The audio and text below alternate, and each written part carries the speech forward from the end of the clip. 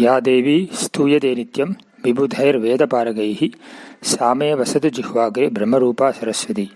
नमामि नारायण पादपङ्कजं करोमि नारायण पूजनं सदा वदामि नारायण नाम निर्मलं स्मरामि Narayan तत्त्वमव्ययम्।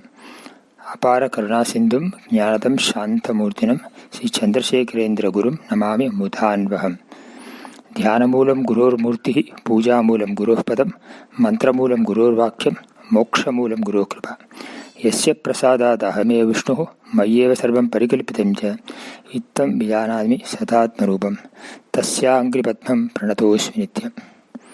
Invoking the grace of Vagdevi Goddess Saraswati, Guru Ayappan, Mahapriyava, we are now entering into Dasakam 23, verse number 1. This Dasakam deals with 4 charitras: Daksha Charita, Chitraketu Upakyana, Vritravadha Varnanam, and Marut Utpatti Varnanam.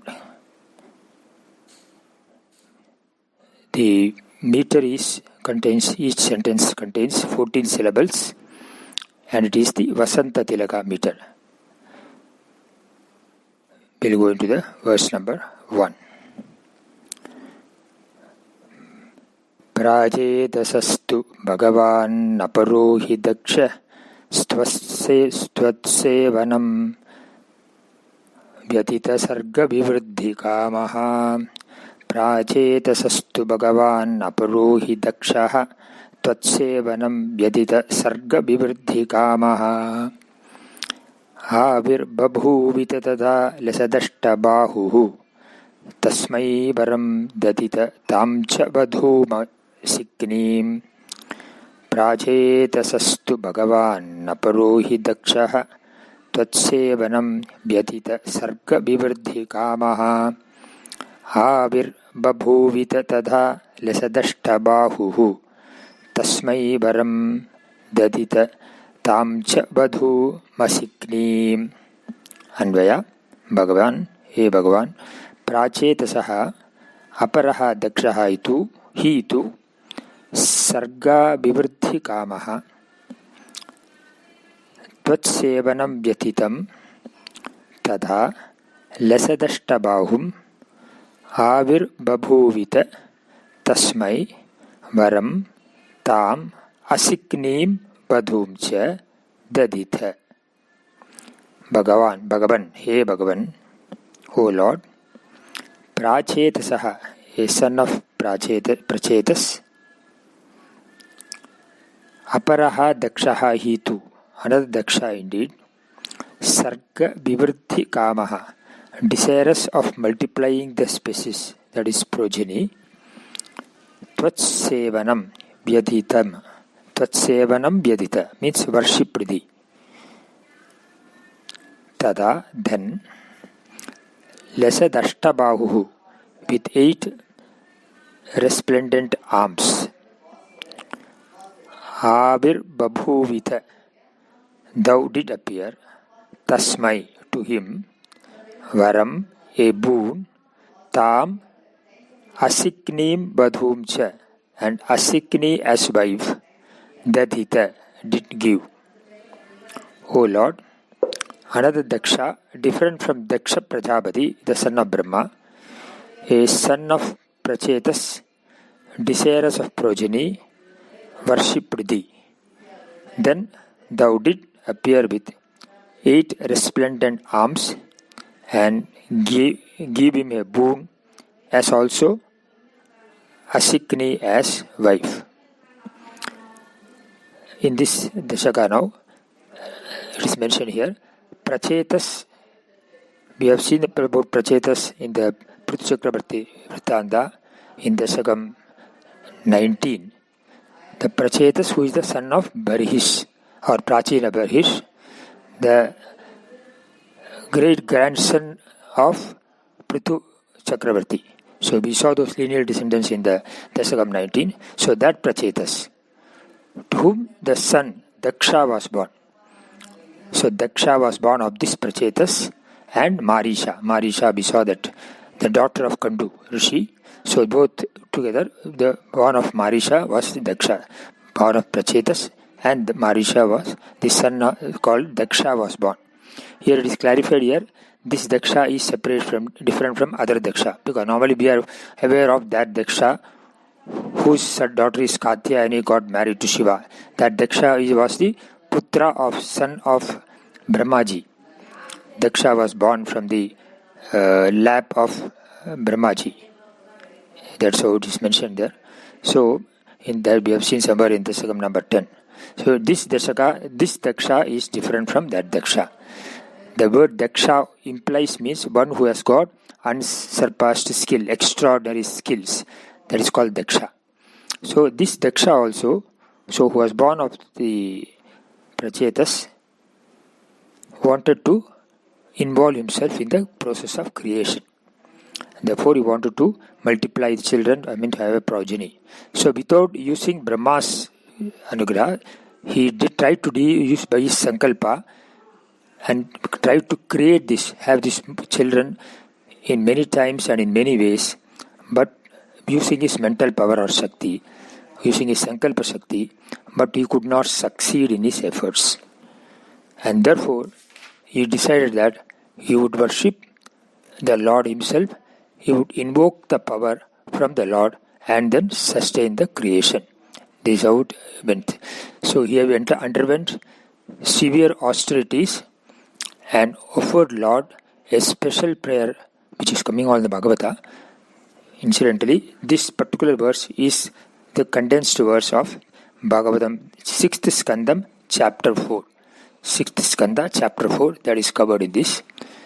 So he underwent various austerities and offered Lord Vishnu a special prayer known as Hamsa Guhya, the secret of the success, the knowledge. So in the prayer, it is mentioned that Lord is the supreme truth and the absolute reality, who is affectionate to his devotees. To bestow mercy upon devotees, he reveals his forms, names, attributes and qualities to be worshipped within the creation or material world. He appears in various incarnations. These are all there in the slokas there. Being satisfied by his intense worship and prayers, Lord Vishnu then appeared before Daksha with his 8 arms. Here it also is mentioned about the 8 arms, resplendent arms. Lord was dressed in the pitambara or the yellow garment and had a deep bluish complexion. Ghana mega shyama we say. So Lord manifested in that, and before him he manifested in the holy place, also mentioned there as Agamarshanam. He held in his 8 resplendent arms 8 weapons. One is the Sudarshana Chakra, the disc chakra, then the Shanka, that is the Panchajanya conch, the sword, Nandaki sword, then the shield, Kavacha, then the Astra, arrow, then Sharanga, bow, Pasha Ankusha, the rope, and of course finally the mace, which is called the Kaumodagi. These are the 8 weapons of Lord, which when Lord manifested, he appeared with these 8 resplendent arms. All are brilliant and shining. His eyes and face were cheering, wearing a long garland of flowers called Vanamala. The Kaustubha jewel was decorating his chest and neck, and the Srivatsa was on the left side of his chest, and the right side of his chest, and it was decorated, and Lakshmi was on the left side. All these were mentioned there. This is how the Lord appeared, decorated by various ornaments, Srivatsa, Lakshmi, 8 weapons, etc., 8 arms, etc. So Lord was pleased with his worship, and then he offered him a boon. A boon mentioning that I am offering you this also, Askini, who is the daughter of Panchajana Prajapati, as your wife. Through her, you will be able to beget hundreds of children and sustain the creation through what is called the Mithuna Dharma, which is more conducive for creation. This is how it is mentioned also in the Bhagavata also. So this verse also mentions about that Lord's Anugraha through Daksha wanted to sustain this creation. And you got the boon also. We'll go into the verse number 2. Tasyatnajastvayutamisha punassahasram Srinaradasya vachasa tava margamapuhu Naikatra vasamrishaye samumocha shapam Bhaktotamastva rishiranugrahameva mene Tasyatnajastvayutamisha punassahasram Shri Naradasya vajasa tava margamapuhu Naikatra vasamrishaye samumocha shapam Bhaktotamastva rishiranugrahameva mene. He Isha tasya atmajatu ayutam punaha sahasram Shri Naradasya vajasa tava marga apuhu saha rishaye naikatravasam shapam rishihi mumocha rishi bhaktotamaha rishihi tu anugraham eva mene. This is Anvaya. Isha means, O Lord, tasya atmajaha tu, his sons, ayutam, 10,000 in numbers, punaha sahasram, and 1,000. Sri Naradasya vajasa, at the advice of Sri Narada, tava margam apuhu, took to thy path of renunciation to attain liberation. Saha, he Daksha, rishaye, on the sage, naikatra vasam shapam, the curse of not being able to reside in one place, mumocha, pronounced. Bhaktotamaha rishihi tu, the sage who is the foremost of the devotees, however, anugraham eva mene, considered it only as a blessing. O Lord, his sons, of whom 10,000 were known as Haryashva and another 1,000 known as Sabalashva, took to the path of renunciation at the advice of Sri Narada. Daksha pronounced on the sage a curse that he would not have any fixed place of residence, but would be always moving about. The sage, who is the foremost of devotees, however, considered it only as a blessing, as it would prevent his developing any attachments. Should be remembered here, Daksha wanted his sons to beget progeny and was therefore angry because he wanted to sustain the creation process to continue. So when Narada came in the way, advised the sons to take up to the path of renunciation, obviously the process of creation was put to a halt. So Daksha got angry with this, and therefore angry with Narada, who prevented this, he cursed him. That's how this verse concludes. More of it we'll go in the next session. Bhave bhave yatha bhaktihi padayostava jayate tata krusha devesha natastam no yatha prabhu nama sankirtanam yasya sarva bhava pranasram pranamo dukkha samanaha tam namami harim param. Narayana Akila Guru Bhagavan Namaste. Hari Om. Ya Devi Stuyade Nityam Yuder Veda Paragaihi Same Basadu Jikhvagre Brahma Rupa Saraswati. Namami Narayana Padabangajam Karumi Narayana Pujanam Sada Padami Narayana Namanirmalam Smarami Narayana Tattum Abhyayam. Apara Karna Sindhum Jnadam Shantamurtinam Sri Chandrasekharendra Gurum Namami Mutan Baham. Dhyanamoolam Gurur Murtihi, Puja Moolam Gurur Padam, Mantra Moolam Gurur Vakyam, Moksha Moolam Gurur Kripa. Yasya Prasadat Ahame Vishnuhu, Mayeva Sarbam Parikalpitamcha, Ittam Vijanam Istat Narubam, Tasyangribatnam, Pranatosmi Nityam. Invoking the grace of Vagdevi Goddess Saraswati, Mahapriyava, Guru Ayyappan, Mahapriyapa, and the Guru Parampara. We are now on the verse number 2 of Narayaneeyam, Dasakam 23. Prior to that, I would like to mention today is a very sacred day. Our Mahapriyava's 28th Aradhana here. He abandoned this body, physical body, in the English year January 8th, 1994. As per our calendar, it is Krishna Dwadashi, and therefore today it is celebrated as because today is the Krishna Dwadashi, falling in the month of Dhanur month, Chandrayana, in the Sauramana Dhanur month, or Chandrayana Margasirsha Mandala. Krishna Dwadashi is being celebrated. As all of us are aware, Mahaprabhu, he is called as Mahaprabhu because he is the greatest of the Gurus. We have heard of Shankara, but that Shankara, living Shankara, was with us during our lifetime. He lived in this body for nearly 100 years and led a life of total parivrajaka, totally detached from the world.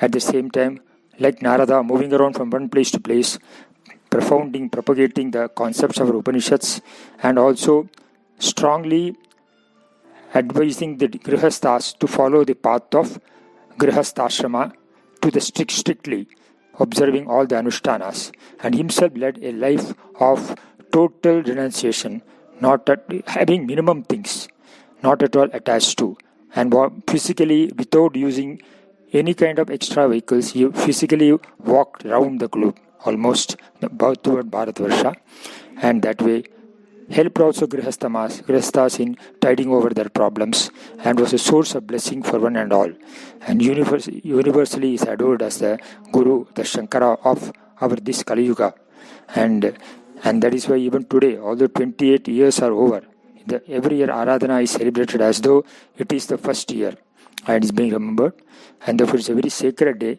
We invoke His grace today again, that to bless us in teaching, in understanding Narayaneeyam, and gain Ananda and Mukti.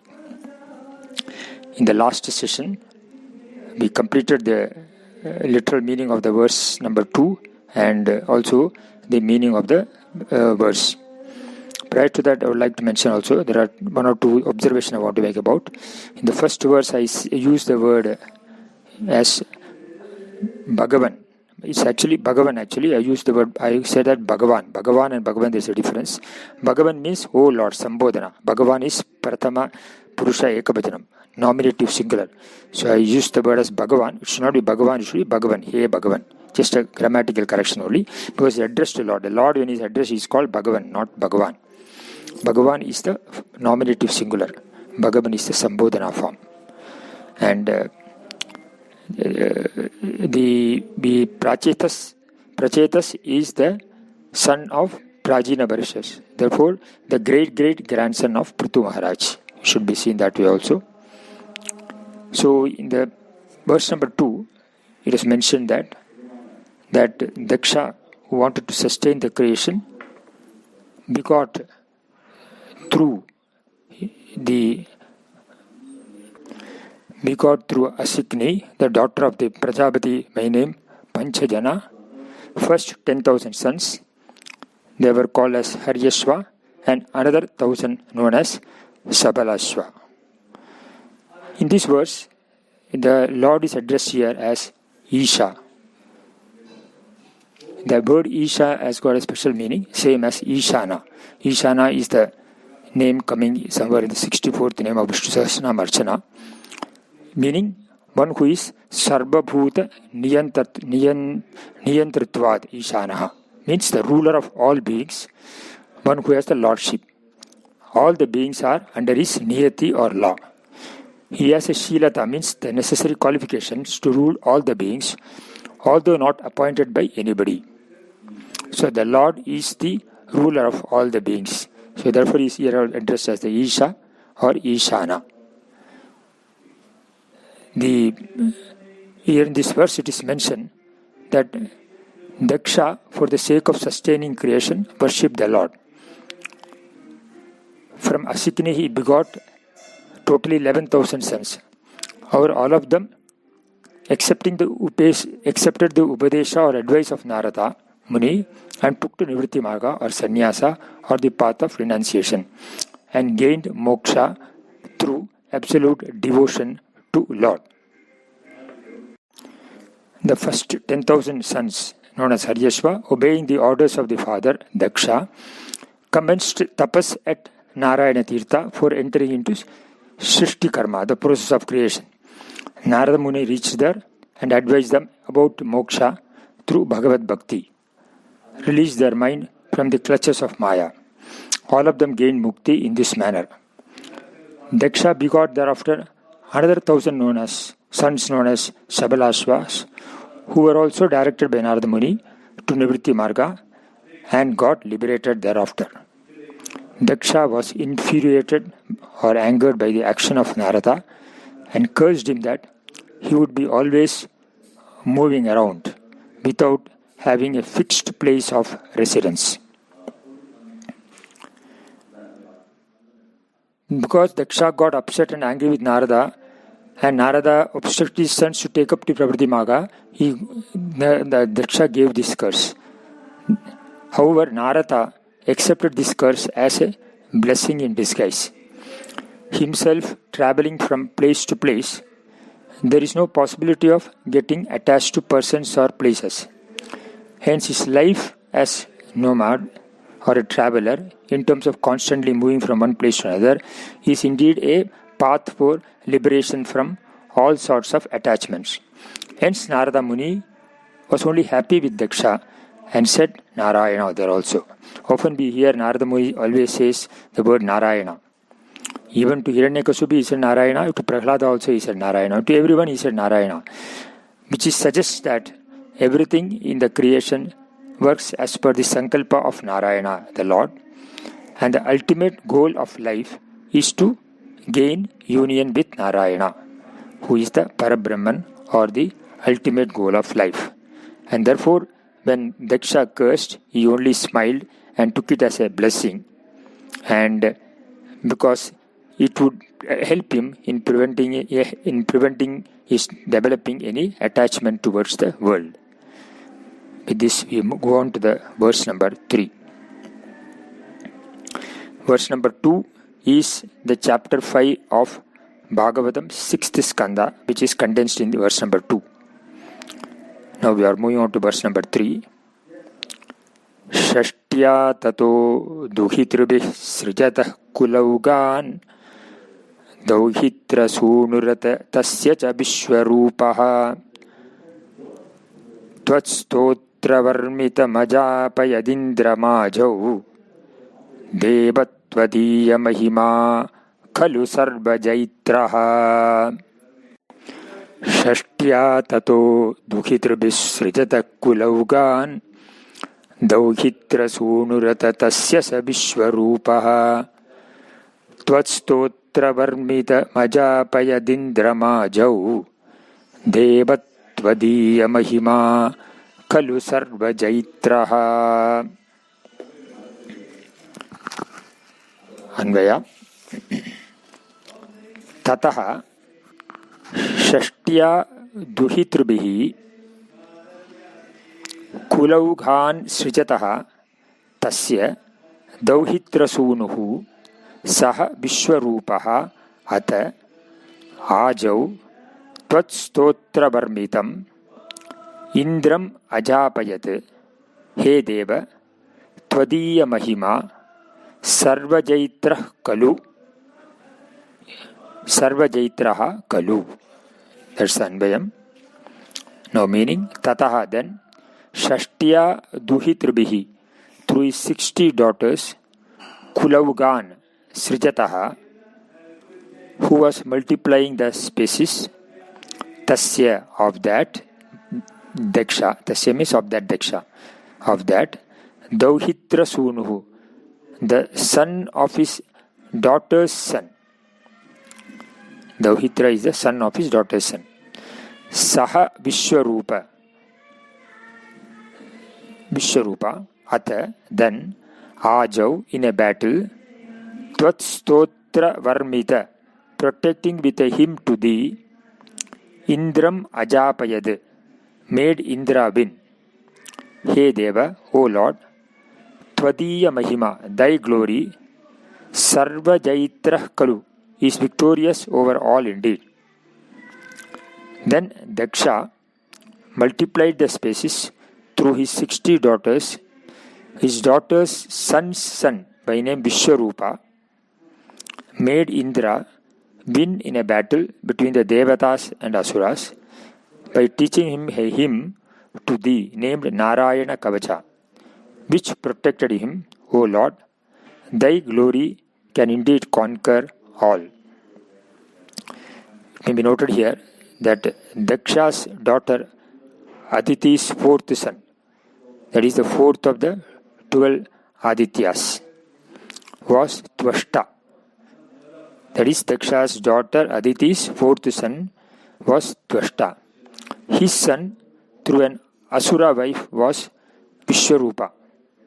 So once when Brihaspati, the preceptor of the Devatas, left them because of a misdemeanor or wrong behavior on the part of Indra, the Devas made Vishwarupa their Purohit. Vishwarupa then taught the Narayana Kavaja to Indra and made him win against the Asuras. This is the background of the this verse. Also we should understand Vishwarupa's relation to Indra here.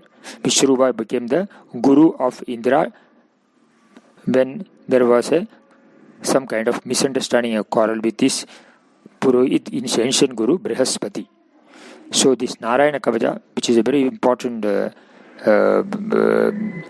text which talked about the glory of Narayana, was taught to Indra by Vishwarupa.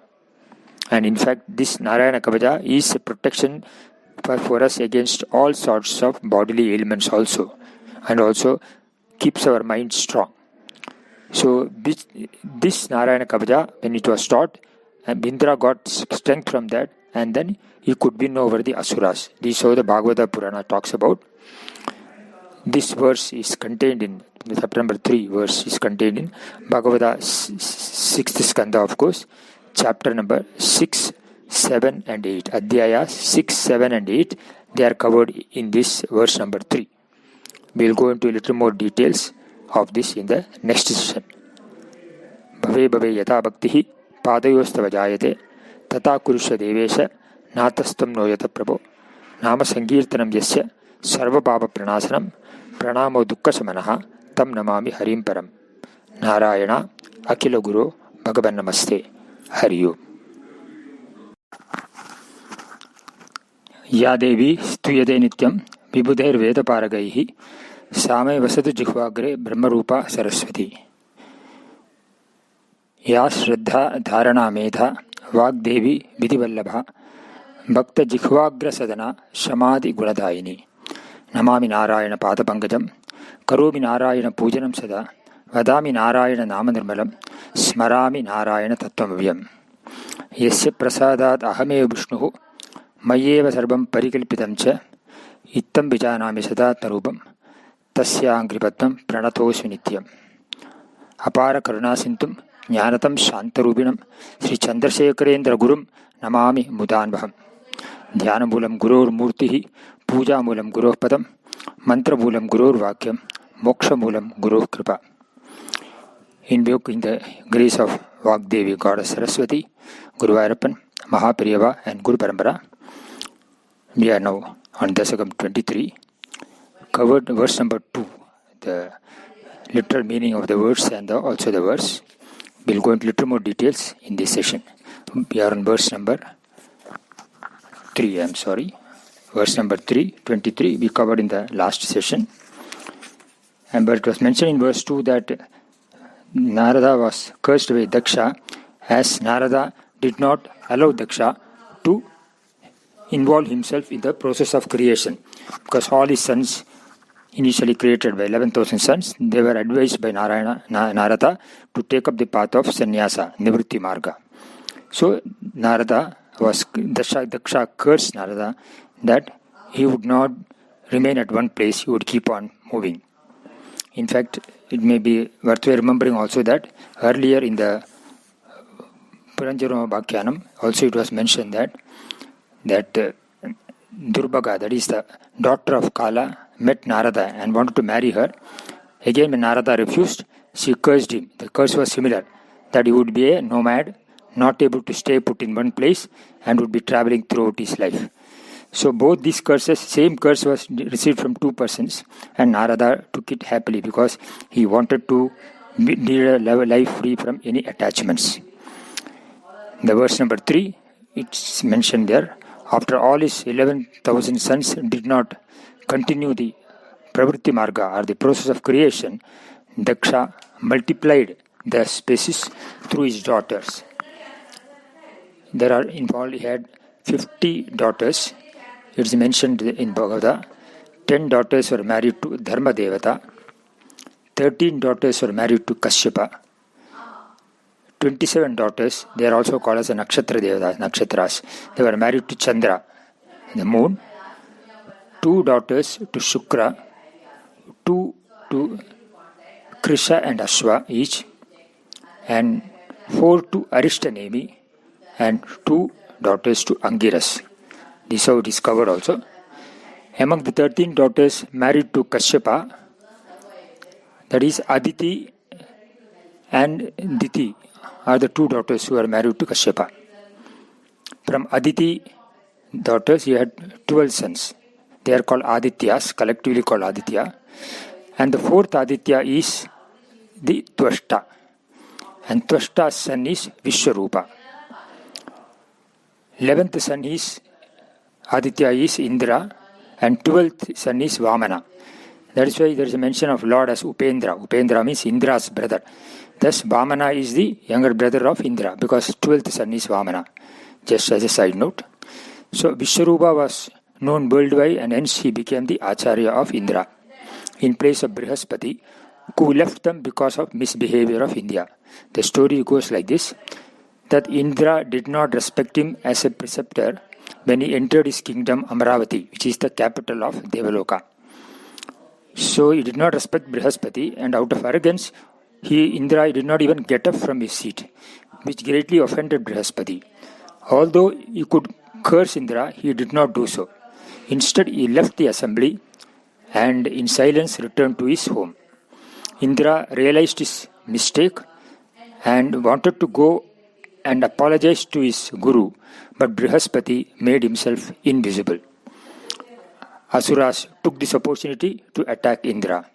Indra desperately went to Brahma, consulted him, and who advised him to get a new guru, who is called the Vishwarupa. Vishwarupa is also called Trishiras, the 3-headed son of the divine architect Tvashta. But here there is one complication, that Tvashta through a Asura wife got the Vishwarupa. So there was some relationship of Vishwarupa was equally loving the Asuras. So the story goes that when India got suspicious of Vishwarupa is later, because he was related to both gods and Asuras, Indra killed Vishwarupa also. And then Tvashta became furious and he performed yajna. That's the story goes, which later. In the meanwhile, Vishwarupa was, Indra appointed him as a guru, and then Vishwarupa advised the Narayana Kavacha mantra to Indra, which helped him in attacking in defeating the Asuras. So the Narayana Kavacha mantra is a very powerful mantra, and this comes in the 6th skanda, Adhyaya 8. In all, there are around 40 verses which cover the Upadesha, or the advice by teaching by Vishwarupa to Indra about the glory of Narayana. The Upasana is covered in the verses. We'll quickly go through the summary gist of the verses. The Upasana part is covered in verses 4 to 6, where it says one should offer the obeisance to Narayana by designating the mantra, which is called, by chanting the mantra called, it's an Ashtakshari, Om Namo Narayanaya. This has got 8 syllables, starting from Om, including Om. And these Om 8 syllables are also related to 8 parts of one's body. So normally in chanting, we body is called as a Nyasa Prakaranam. There is Anganyasa is done here. It starts from lower legs, knees, then thighs, abdomen, heart, chest, mouth and top of the head. So the 8 parts are covered here, Anganyasa. From lower to top, it is called as the Utpatti Nyasa. And when it comes to the reverse, from top to bottom, it is called Samhara Nyasa. So here the Utpatti Nyasa is talked about. It can be done in either way also. Then next, the 12 syllables of the mantra Om Namo Bhagavate Vasudeva is chanted, which covers the 12 parts of the fingers. It is called Karanyasa. So the Anganyasa and Karanyasa is covered in the verse number 4 to 6. Then verses 8 to 10, for example, covers the mantra which is Om Vishnave Namaha, unto Vishnu who is all pervading. Again there is a nyasa here also which starts from Om to Namaha Maha. Nakara, Om is from the heart, V is head, Sha is the eyebrows, Na is the shika, the tuft or the crown of the head, Vishnave Namaha, and Na, all parts of the body. V is between the eyes, Vakara is the Vishnave, Vakara is between the eyes, Na is the all parts of the body, Maha represents the weapons or the armor in the form of mantra. So this covers also the various parts of the body plus the weapons of the Vishnu. In verse number 12 it is mentioned, I pray to the Lord endowed with 8 qualities or attributes or gunas, which we had already covered earlier, not like to repeat it, who is seated on Garuda, holding 8 weapons. We have seen earlier that Daksha was given, the Lord manifested before Daksha with 8 resplendent arms. So that is again brought out here also, 8 arms holding 8 weapons. 8 weapons are again Shankha shell, Chakra, Sudarshan Chakra, disc, Panchajanya shells, disc chakra, Kavaja shield, then Nantaki sword, then mace called Kaumodaki.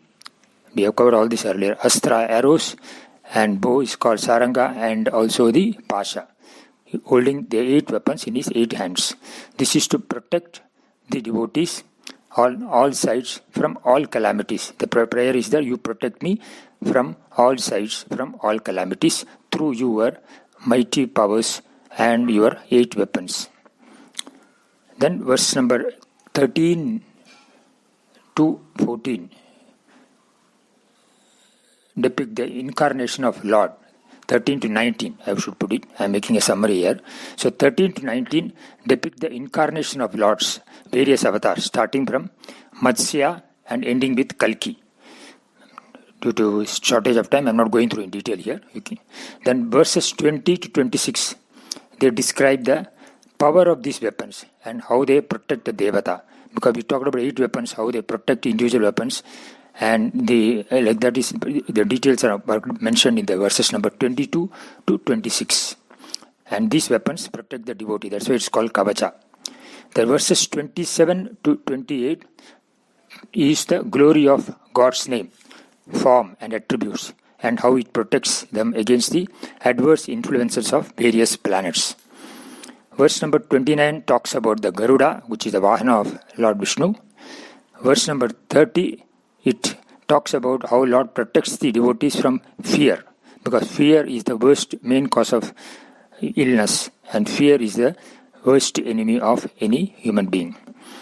Verse 31 talks about protection from dvandas, opposites like pleasures and pains.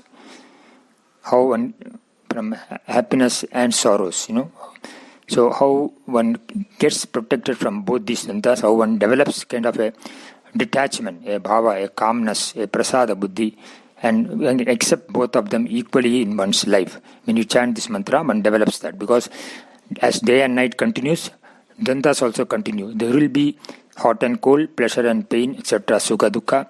At the body level, there is birth and death. At the prana level, there is thirst and hunger. So at the mind level, there is moha, etc. So these pleasures and pains, the dvandas are always there, and we have to accept them as part of life. So that is talked about there. How do we, when you chant this mantra, one develops that calmness, that prasada buddhi. And verse number 32 to 33 says, may he protect me with all his form and protect us always and everywhere. Verse number 34, May he in the form of Nrsimha Devata totally annihilate all my worldly fears with his mighty roar. And verse number 35, addressed to Indra, says, you under the protection of this armor, as described above, will easily conquer all the asuras. Verse number 36 to 37, whoever chants this kavacham will be freed from fright and from fear and anxieties and diseases. And verse number 38 to 40 says, this prayer was invoked by Kaushika Brahmin, who through yoga abdicated his body. His remains were spotted by Chitraratha, king of Gandharvas. He was advised by Valakilya, the sage of the sun god, to collect the bones, throw them in the eastward direction flowing Saraswati river, and then return home after taking bath in the river. And Sukha finally concludes in verse number 41 that any person who at the opportunate moment hears this prayer, chants this prayer, even hears this prayer, will be freed from all fears and impediments. Finally is verse number 42, which says, Indra, he performed 100 yajnas, Shatakratu, with this chanting Narayana Kavacham, and defeated the Asuras, and regained his kingdom, and enjoyed the opulence of all the three worlds, Trailokya Lakshmi Bubuje. Thus says the glory of the Narayana Kavacha. To us also, we as devotees, we also are facing calamities in life. Now we are facing a pandemic like. This Narayana Kavacha is the vaccine of all vaccines. It can insulate us from all sorts of bodily problems. Adi and Vyadi. Vyadi at the physical level, Adi at the mental level. Because we are having both mental torture as well as physical ailments also. From both these, it protects us. And it would be advisable that we chant this mantra at least, Narayana Kavacham, at least once in a week, at least on Thursday, if not every day. It would protect us from all sorts of calamities and adversities. This is the glory of Narayana Kavacha, which is coming in the Bhagavata, which was summarized in this manner. May us pray Lord Narayana that He also protect us from all sides, from all calamities in this manner in the years ahead. Bhave bhave yatha bhaktihi padayostava jayade tata kurusha devesha natastam no yada prabhu nama sankirtanam yasya sarva papa pranasanam pranamo dukkha samanaha tam namami harim param. Narayana akila guru Bhagavan namaste. Hari Om. या देवी स्तूयते नित्यं विबुधैर्वेदपारगैः सा मे वसतु जिह्वाग्रे ब्रह्मरूपा सरस्वती. या श्रद्धा धारणा मेधा वाग्देवी विधिवल्लभा भक्तजिह्वाग्रसदना शमादि गुणदायिनी. नमामि नारायण पादपङ्कजं करोमि नारायण पूजनं सदा वदामि नारायण नामनिर्मलं स्मरामि नारायण तत्त्वमव्ययम्. अपार करुणा सिंधु ज्ञानदं शांतमूर्तिनं श्री चंद्रशेखरेन्द्र गुरुं नमामि मुदान्वहम्. यस्य प्रसादात् अहमेव विष्णुः मय्येव सर्वं परिकल्पितं च इत्थं विजानामि सदात्मरूपं. तस्याङ्घ्रिपद्मं प्रणतोऽस्मि नित्यं ध्यानमूलं गुरोर्मूर्तिः पूजामूलं गुरोः पदं मन्त्रमूलं गुरोर्वाक्यं मोक्षमूलं गुरोः कृपा. Invoking the grace of Vagdevi Goddess Saraswati, Guruvayurappan, Mahapariva and Guru Parampara, we are now entering into verse number 4 of Dasakam 23. Before commencing the verse, I would like to wish one and all heartiest Pongal greetings. And also today is the beginning of the Uttarayana, and we had yesterday also the Magara Puja. So the Ayyappa's grace, the New Year grace of the Bhagavan, Surya Bhagavan, and the Pongal starting, which means related to harvesting. All this, that this year be blessed with all prosperity, and my heartiest greetings to one and all of you. This verse number 4 is now talking about the story of Chitraketu.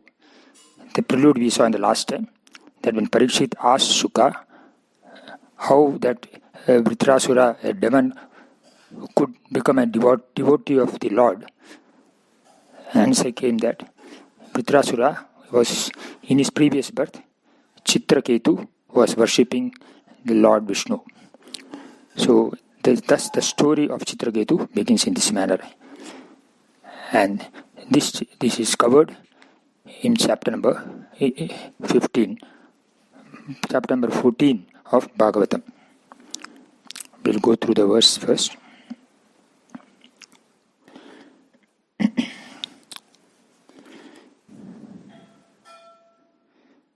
प्राक्षूरसेन विषये किल चित्रकेतुः पुत्राग्रही नृपतिरङ्गिरसप्रभावाद् लब्धैक पुत्रमथ तत्र हते सपत्नी संघैरमुह्य धवशस्तव माययासौ.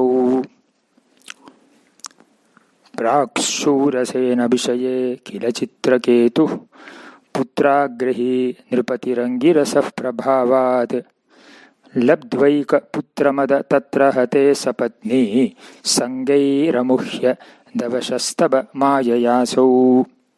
अन्वयम्.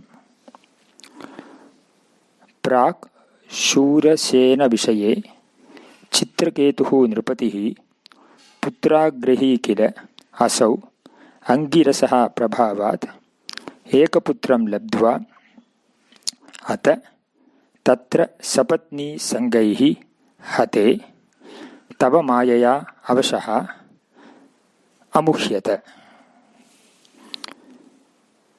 Prak, once upon a time, Shurasena Vishaye means in the kingdom of Shurasena, Chitraketuhu Nrupatihi, a king named Chitraketu, Putragrahi Kila was desirous of a son, Asau, he, Angirasa Prabhavat, by the glory of sage Angirasa, Eka Putram Labdva, getting a son, Ata, then, Tatra Sapatni Sangaihi Hate. So Sapatni means co-wives. When that child was killed by his other wives. Tava Mayaya Avasaha, overcome by grief due to thy Maya, Amukhyata, fainted or got disillusioned. So meaning, once upon a time, there was a king named Chitraketu in the kingdom of Shurasena who desired to have a son. And by the glory of sage Angirasas, he got a son. But that child was killed, poisoned by his other wives out of jealousy, and then overcome by grief because of being under the influence of the Maya, he fainted or he became sad. He ended up in sorrow.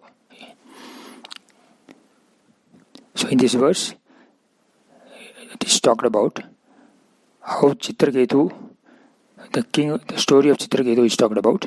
Here the Chitraketu is presented here as a samsari who had many wives and had a longing for a son to strengthen the marital relationship. So he was, although he was the ruler of the kingdom and prosperity was there in the kingdom and he had many wives, he did not have a son for long, and therefore he approached Angiras. He sought the anugraha of the Angiras, and Angiras by his tapas shakti blessed him and gave birth to, and thereafter Chitraketu gave birth to a son from his first wife. It is called Kritadyuti. It is mentioned in the Bhagavata. But unfortunately,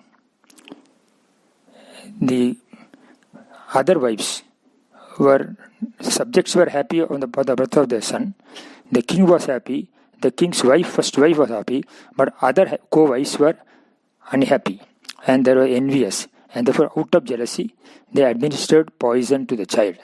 Therefore, Chitraketu's son died immediately after the birth, did not remain long. And this was a shock to him. And therefore, he was overwhelmed by the shock of his son's death. And therefore, he could not control himself. And he was submerged in sorrow. This is how this is talked about. Here, the grief which he had was much more than the initial happiness he had at the birth of a son. And it was shocking to him to absorb the grief. And therefore, he was overwhelmed by sorrow. So how the attachment can cause temporary happiness and finally ends up also in sorrow or lamentation, because it is not eternal. What is subject to coming is subject to going. He is presented through this episode of Chitraketu. So the sorrow and happiness both are portrayed in this. We will now move on to the verse number 5. Tam naradastu samamangirasa dayaluhu samprapya tavadupa darsya sutasya jibam kasyasmi putra iti tasya gira vimoham tyaktva tvadarchana vidhau nirpatim nayunkta. Tam naradastu samamangri rasa dayaluhu samprapya tavadupa darsya sutasya jibam kasyasmi putra iti tasya gira vimoham tyaktva tvadarchana vidhau nirpatim nyayunkta. Anvaya.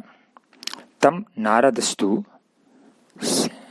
dayaluhu naradaha tu tavat angirasa samam tam samprapya sutasya jibam upadarshya kasya putraha asmi iti tasya gira vimoham tyaktva tvadarchana vidau nirpatim nyayunkta.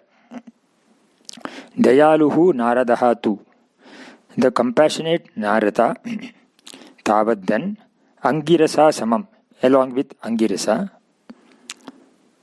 tam samprapya, going to him, sutasya jibam, the soul of his dead son, upadarshaya, showing, kasya putraha asmi, whose son I am, iti tasya gira, at these words of their soul, vimoham tyaktva, giving up his delusion, tvadarchana vidhau, in worship of thee, nirpatim nyayunkta, made the king engage himself. Nyayunkta means engage himself. The compassionate sage Narada then went to Chitraketu along with the sage Angiras and showed him the soul of his dead son. It's a literal translation. The soul then asked, whose son I am, or whose son am I? At these words of that soul, the sages asked the king to give up his delusion and engage himself in worship of thee. This is a very powerful verse which has got a lot of Vedantic import. Narada and Angiras, by the yogic power, here brought alive the dead son and showed the soul, means the jiva of the son, the jiva to the Chitraketu. So the soul of his son means the jiva which has abandoned his body. Then that jiva, the son, in that has a sukshma sarira. He said, whose son I am? When this question was asked, then the king was baffled and Angiras and Narada gave him the Upadesha. This is the backdrop here. The question of the dead soul, means the soul was to point out that it has many fathers in the previous lives. And so no one could claim the exclusive privilege of being its father. So this helped the king to rid himself of his attachment, because it said that when the son asked this question, then the king understood the reality, of course based on the advice given by sage Angiras and Narada, because that same soul only is travelling from one body to another body. So the birth and death is also explained here. The birth and death is always related to the body. The jiva, the soul, actually Swarupa is Paramatman only, Paraman, but because of ignorance it's considered as the limited finite entity bound by karma, and propelled by karma the jiva assumes many bodies. So the janma is Sharira Samharanarte Janma or Samyoge Janma, and Sharira Viyoge Maranam. So birth and death is not for the jiva. Birth and death is only with related to the body. And therefore, there is no death for this jiva. And this jiva travels from one body to another body. This has to be understood very clearly. And this Upadesha was given saying that you have understood that your Chitraketu, your son is dead, but your son is not really dead, because when you asked the son, he said that whose parents I am, because the son has moved from one body to another because of some karmas, and therefore this journey is continuously moving on. So the jiva or soul moves from body to another body based only on karmic laws. No person is in fact anyone's father or mother. The death of the son is therefore apparent only as the soul remains all the time. This transmigratory status only is taking place. It migrates from one body to another body. So Narada and Angirasa explain this fact, profound fact, to the king, that one should not lament for temporary relationship, as the entire cosmos, cosmic manifestation, is ephemeral or mithya, only appears as though real. As the king listened to the great sages about the truth of one's existence, Chitraketu was relieved from his false lamentation. The mere understanding relieved him. The great sages presented who they were and advised the king that all the sufferings which you are now undergoing is only due to bodily attachment. So when one understands this spiritual identity and surrenders oneself to the Lord, the ignorance which arises about his false nature also is totally removed, and thereby only one gains happiness. And in the instant case, because of the attachment to the son, he could not bear the sorrow, and he presumed that the son has died and he has parted from the son. But the son, there is no death, because the son is the jiva which is eternal. Actually, Swarupa is Atma. The Atma or the living entity is eternal and is not subject to birth or death. So this made the Chitraketu realize the folly of his thinking based on his ignorance and made him enlightened. And the queen also, who had administered poison, were also ashamed of the act, and they atoned for the sinful act of killing a child and gave up their also aspirations to have sons. So the profound truth of Vedanta is talked about here. In this connection, there are two verses of Bhagavad Gita which also have relevance, as the Narada and Maharishi Angiras, they have given the advice. Similar advice also was given by Lord Krishna to Arjuna. Parallel thoughts which we'll cover in the next session. Bhave bhave yata bhaktihi padayosta bhajayade tata kurushva devesha natastam no yata prabho nama sankirtanam yasya sarva vaba pranasanam pranamo dukkha samanaha tam namami harim param. Narayana Akila Guru Bhagavan Namaste. Hari Om. Ya Devi Stuyade Nityam Vibhudair Veda Paragaihi Same Vasadu Jihvagre Brahma Rupa Saraswati. Ya Sraddha Dharana Medha Vagdevi Vidivallabha Bhakta Jihvagrasadana Shamadhi Gunadhaini. Namami Narayana Patapankajam Karomi Narayana Pujanam Sada Vadami Narayana Namanirmalam Smarami Narayana Tattvam Abhyayam. Apara Karuna Sindhum Jnanadam Shantamurtinam Sri Chandrasekharendra Gurum Namami Mudhanvaham. Yasya Prasadat Ahane Vishnuhu Mayeva Sarvam Parikalpitamcha Itam Vijanami Sadatmarubam Tasyangri Padmam Pranatosmi Nityam Dhyanamoolam Guror Murtihi Pujamulam Gurur Padam Mantramulam Gurur Vakyam Mokshamulam Gurur Kripa. Invoking the grace of Vagdevi Goddess Saraswati, Guruvayurappan, Mahabhiriva and Guru Parampara, we are now entering into verse number 4 of Dasakam 23. Before commencing the verse, I would like to wish one and all heartiest Pongal greetings. And also today is the beginning of the Uttarayana, and we had yesterday also the Magara Puja.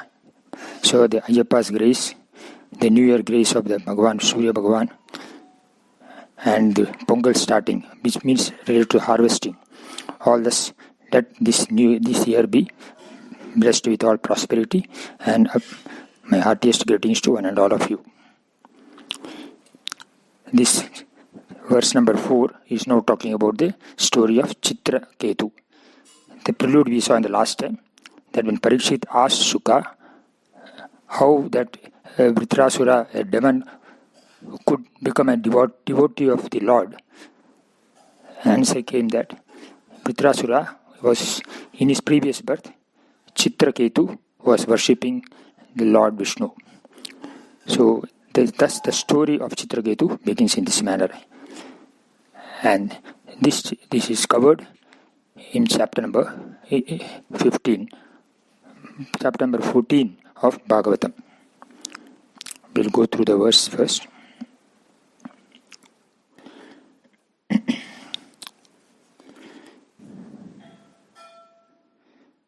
प्राक्षूरसेन विषये किल चित्रकेतुः पुत्राग्रही नृपतिरङ्गिरसप्रभावाद् लब्धैक पुत्रमथ तत्र हते सपत्नी संघैरमुह्य दवशस्तव माययासौ. प्राक्षूरसेन विषये किल चित्रकेतुः पुत्राग्रही नृपतिरङ्गिरसः प्रभावात् लब्ध्वैक पुत्रमद तत्र हते सपत्नी संगैरमुह्य दवशस्तव माययासौ. अन्वयम्. प्राक् शूरसेन विषये चित्रकेतुः नृपतिः पुत्राग्रही किल असौ अंगिरसः प्रभावात् एकपुत्रं लब्ध्वा अत तत्र सपत्नी संगैः हते तव मायया अवशः अमुह्यत. Prak, once upon a time, Shurasena Vishaye means in the kingdom of Surasena, Chitraketuhu Nrupatihi, a king named Chitraketu, Putragrahi Kila was desirous of a son, Asau, he, Angirasa Prabhavat, by the glory of sage Angirasa, Ekaputram Labdva, getting a son, Ata, then, Tatra Sapatni Sangaihi Hate. So, Sapatni means co-wives. When that child was killed by his other wives, Tava Mayaya Avasaha, overcome by grief due to thy Maya, Amukhyata, fainted or got disillusioned.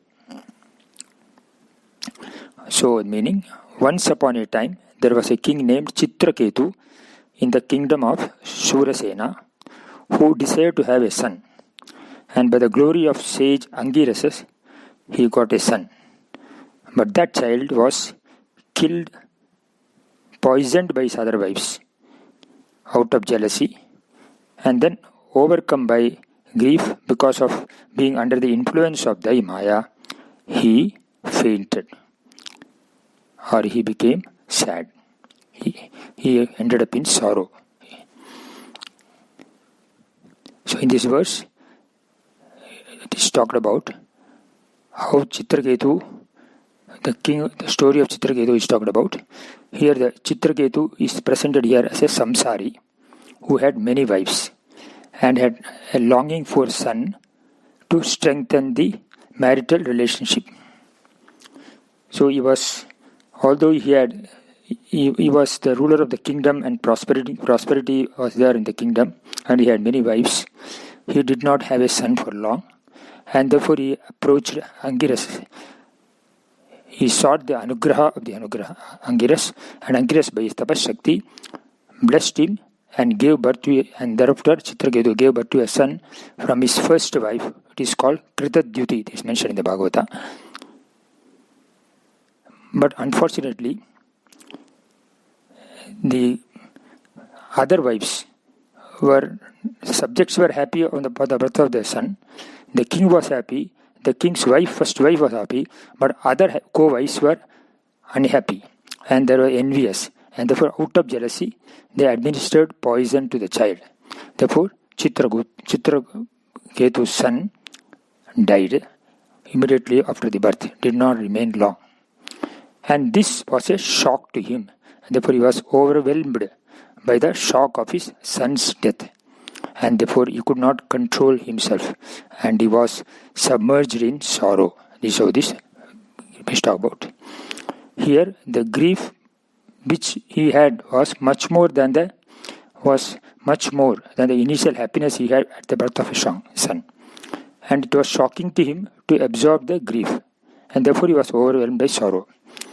So how the attachment can cause temporary happiness and finally ends up also in sorrow or lamentation, because it is not eternal.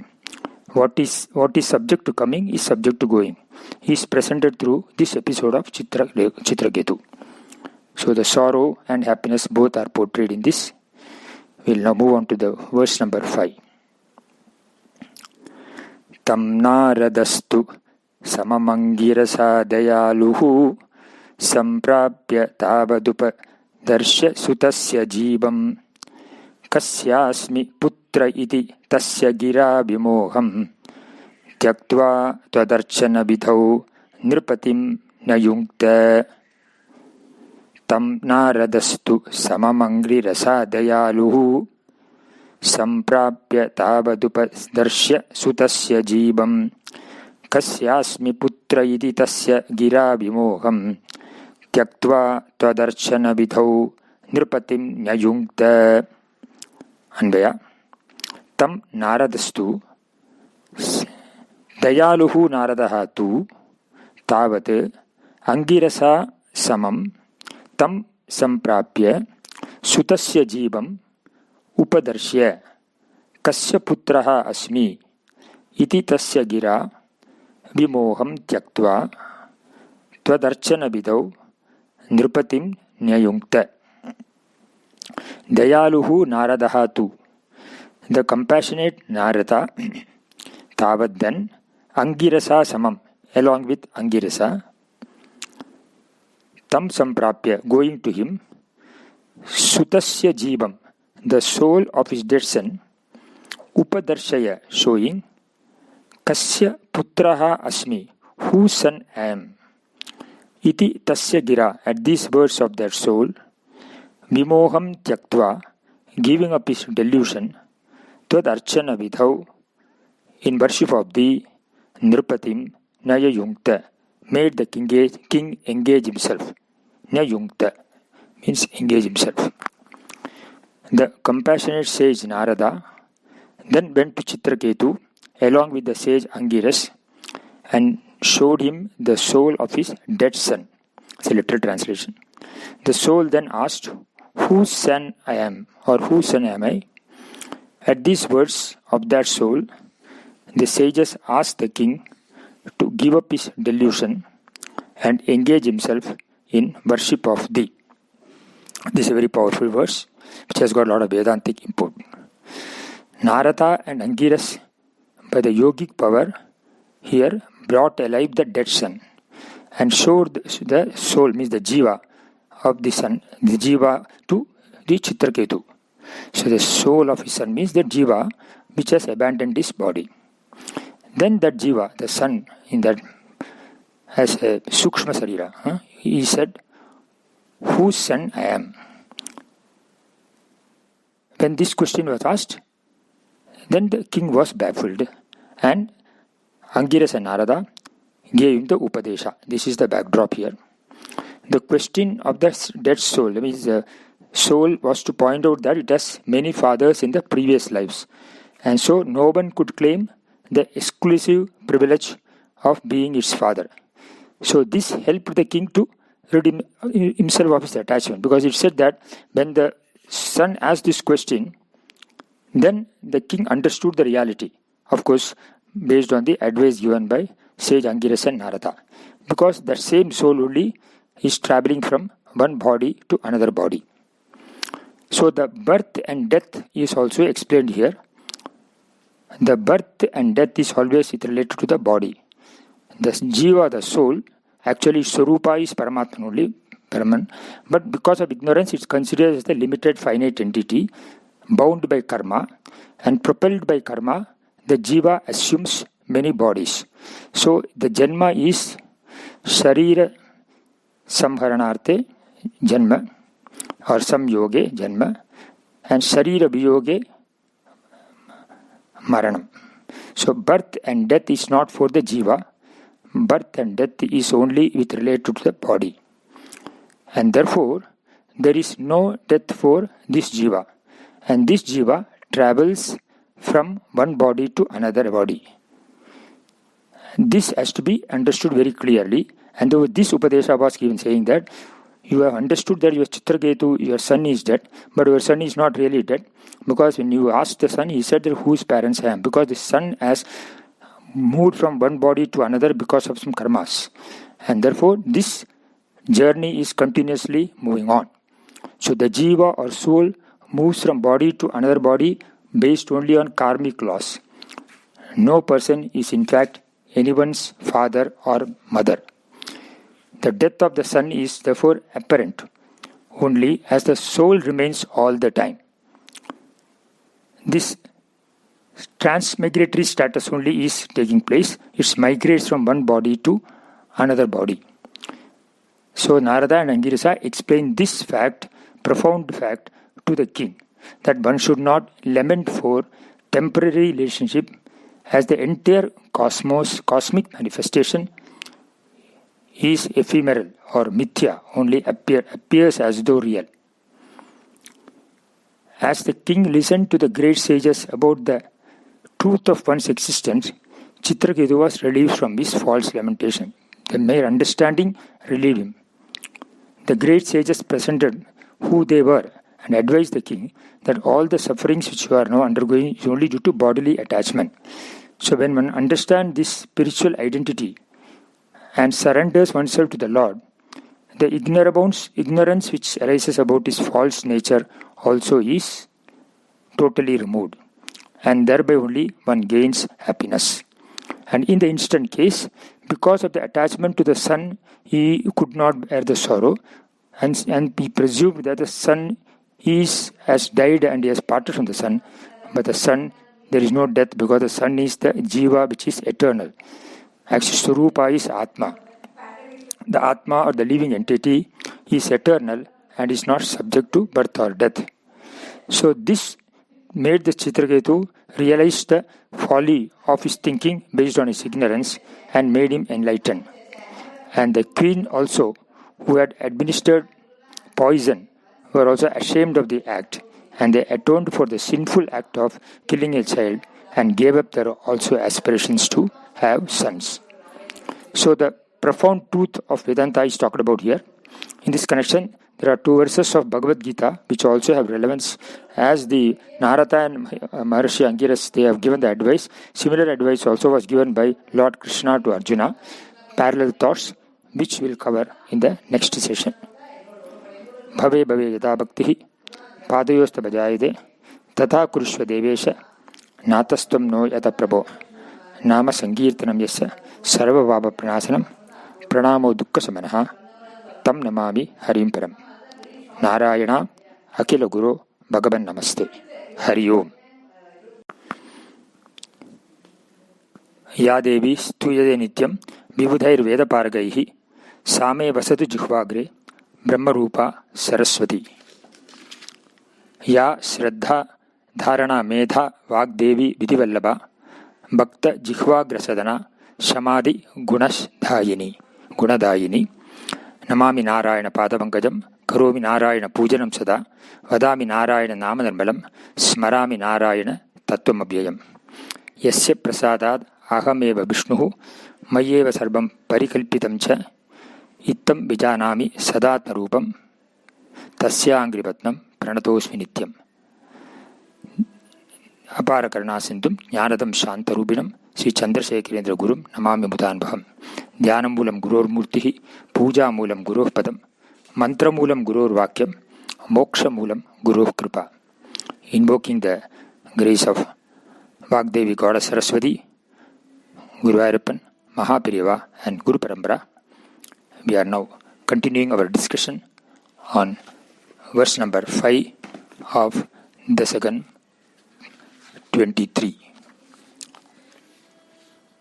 In verse number 4, and the entire Dasaka of this is covered in the 6th skanda, and verse number 4 was covered in chapter 14, and the verse number 5 is covered in chapter 15 and commencing portion of chapter 16 of Bhagavatam. This is just for your information. We can always cross-reference there also. And here it's mentioned here that the compassionate sage Narada, along with sage Angiras, went to Chitraketu and relieved him from that sorrow which he entertained because of the death of his son. So, the easiest way of resolving is they made the dead son alive. And the son itself said that, whose son I am, who is my father, because I have got innumerable births and I do not have a single father. I am not a father, a son to any one of them. Like that, when the child itself talked about, then Angiras, the Chitraketu, could comprehend the fallacy of his grief, that what he is grieving over something which is not really there. It is here we have to understand that Narada is the one who brought the soul alive. It is mentioned here. In Bhagavatam it is mentioned Angiras has brought. But it does not make any difference because both Narada and Angiras, they are the sons of Brahma, which we have seen in the Dasakam 10 also, in verse number 7 or something. So anyway, Brahmaputra only. So they have the yogic power to bring alive. We have to see it that way only. So therefore they went to Chitraketu and gave him this knowledge. This is a very important this thing. They told him that born of ignorance there is abhiveka, which has caused this delusion and attachment resulting in grief due to the death of the body. What as really is dead is only the body and not the jiva. But because of the attachment of the body, you understood that your son is the body itself. And therefore this is born of delusion, therefore born of ignorance. And the only way by which you can come out of this cycle of grief is to remove this ignorance and know that this jiva is not subject to death. And in fact, its essential nature is Parabrahman.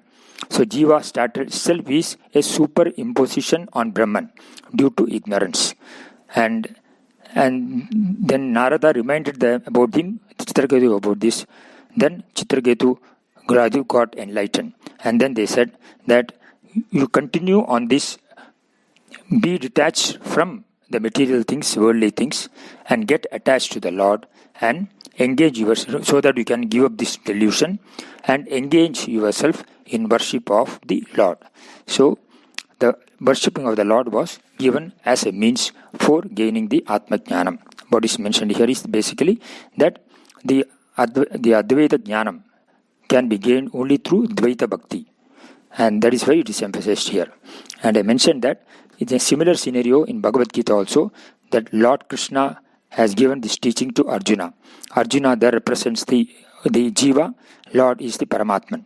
It is again a dialogue between Narayaneyam, Lord, the Nara Arjuna, and the Narayana, Lord Ishvara. And there it is, the essential truth is also covered in verse chapter number 2, Sankhya Yoga. Sankhya Yoga means Samyak Khyayate iti Sankhya Yoga. That which gives the knowledge of fully of the essential truth, which is the Atma Jnanam. And the verses which I wanted to link it up is verse number 11, verse number 20, and verse number 22. I don't know I will be able to cover all the three verses in this session, but I will make an attempt to cover at least verse number 11. In verse number 11, Bhagavan says, Shri Bhagavan Uvacha Ashochan Anvashocastvam Prajnavadamscha Bhashase Gatasuna Gatasumscha Nanusochanti Panditaha. The Lord says, you grieve for those who should not be grieved for. Yet you speak words of wisdom. The wise do not grieve for those who are living, or for those who are no longer living. The word used is panditaha. Panda means, pandita, the meaning is panda or prajna, sa jata yasya saha pandita. Panda means the knowledge. The one who has knowledge of the self is a pandita. Or we can say panda samjata yasya, either way. It's a bahuvrihi samas. So the one who has got atma jnanam, knowledge of the self, knowledge is called a pandita. And the word Lord says, it is not I am saying, it is he talks about the pandita. And the wise people do not grieve, which means you are not wise. And he says, you speak as though words of wisdom, because he uses the word, you speak words of become, you say, how can I kill my Bhishmacharya, who is my Pitamaha, Guru, Acharya, Drona, then Guru Kripacharya, etc., who have brought up me, so I cannot kill them. So Krishna says that because you are attached to them, you are not seeing the dharma, and you think as though you are speaking the truth. When anybody sides with adharma, they also have to pay the same thing. You do not grieve for Duryodhana, but you give for Bhishmacharya, etc., because you have attachment to them and you are not looking at the dharma adharma aspect. That's why he says, as though you speak words of wisdom and you have not understood. Now, in this verse, what is talked about here is that sorrow is not legitimate. Na anusochanti gatasu na gatasumsya na anusochanti. They do not grieve. That means sorrow is not legitimate. So when you analyze this verse, one can say that the sorrow can come only from two sources. One is an Atma, another is Anatma. If Atma is the source of the sorrow, then there is no problem, because you will always be sad, because sadness is your nature, your Swarupa. In fact, when you are sad, you will be very happy, because to be sad is your nature. So logically we find there is a fallacy, that we cannot be sad. Can Anatma be unhappy? Can be sad, because if Anatma you consider as the Jiva also has got no death, because the Jiva survives death. It goes from one Sharira to another.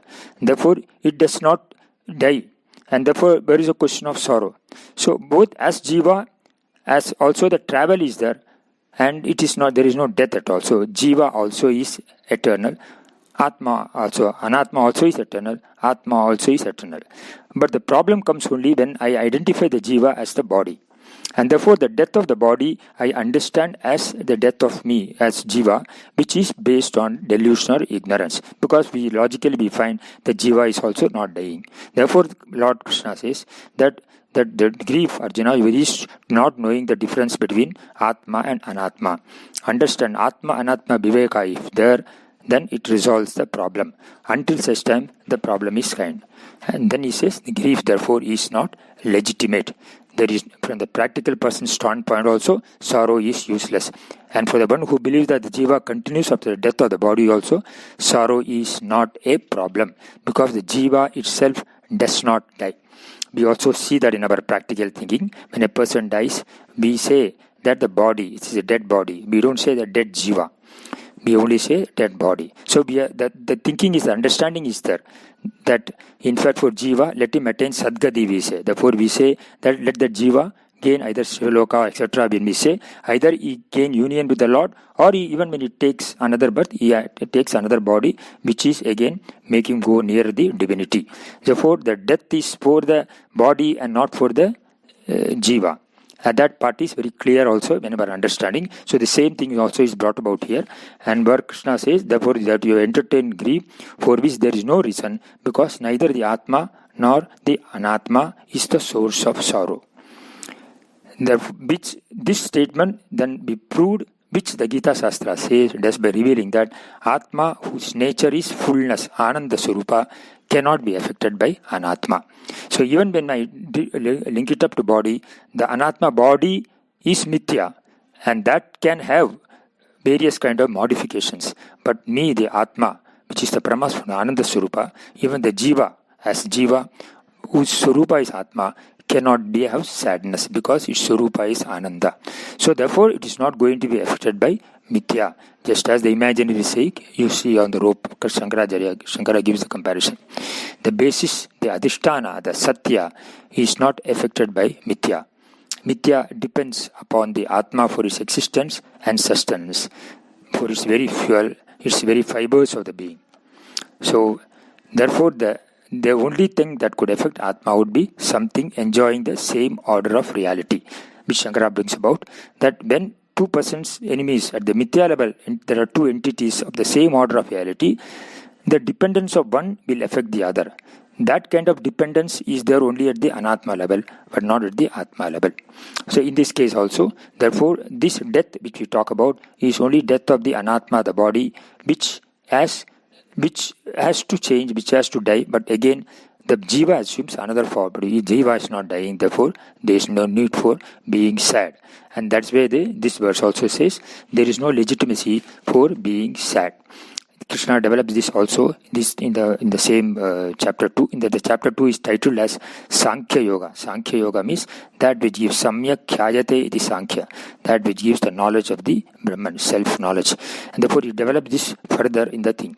We should understand here also that the compassionate Narada approach, the word compassion is used because Narada has got love for Chitraketu, because he understands, he knows the plight of Chitraketu, and therefore out of compassion he has given the advice. The word compassion also is, he pities also the Chitraketu for this grief, because the Chitraketu is grieving for born out of ignorance. If had he known the truth, that yes, my son whom I understand as dead is really not dead, he is the Jiva, and Surva is essentially Paramatma, he would not grieve, because he will understand that death is only for the body and not for the entity, the Jiva entity. Since he has not understood, he is sympathizing, he is ignorant. That is why he gave this Atma Jnanam to him. And therefore, the same aspect is also talked about in this verse, and which is being developed with this. And we also should always have this thing.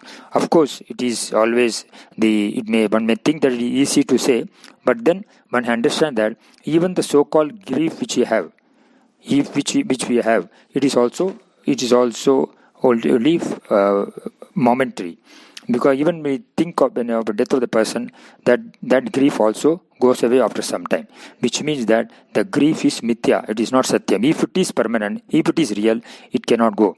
When a person dies, we do not grieve over it eternally. For some days it is there.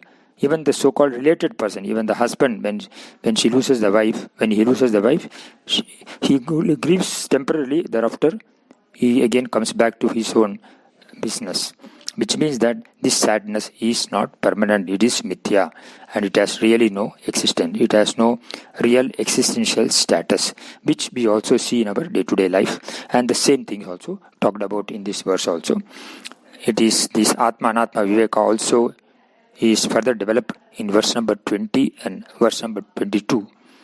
And we have to say one more thing here also, that fundamentally the relationship of me, I am the son to my father, father to my son, husband to the wife, wife to the husband.